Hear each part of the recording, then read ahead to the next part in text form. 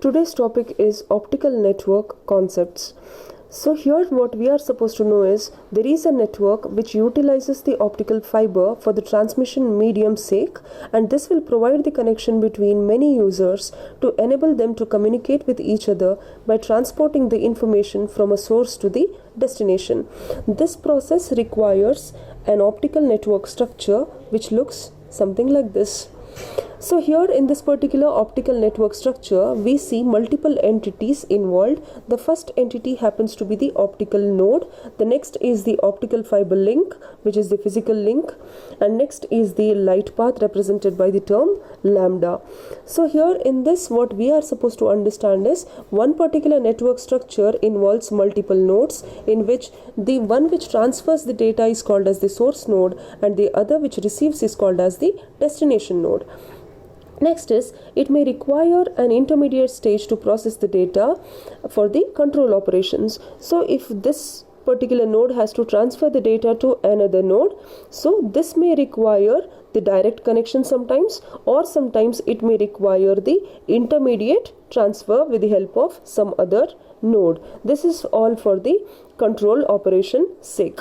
Next is, when we see this simple optical network, this consists of optical nodes interconnected with the optical fiber links. So these optical fiber links are called as the physical links, and the optical network happens to be the multifunctional element. It can act as a receiving element, it can act as a transmitting element, or it can even act as the processing element. That is why we call it a transceiver unit. Next is, these optical fibers provide the point-to-point physical connections between the network nodes, and this establishes the logical links where destination node can be reached by traveling through one or multiple hops. So basically what we should be understanding is, for an uninterrupted optical signal to reach a destination node, we require multiple hops. Each channel is assigned a specific signal wavelength. So there has to be a certain wavelength which is involved, and with that dedicated wavelength only, source can be sending the signal to the destination. And these wavelengths involved are represented by the term lambda. So here in this case, we can be seeing that there are two wavelengths assigned, which can be called as light paths. We call this lambda 1 and lambda 2 to be the light paths in this particular case.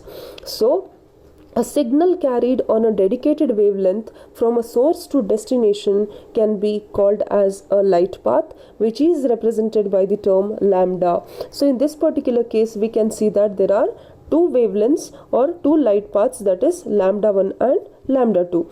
The data can be sent over these light paths once the connections are set up. So in addition, if we require any control mechanism, then it can be provided using the data flow for the transmission in order to authenticate the entire data transportation between transmitting and the receiving node.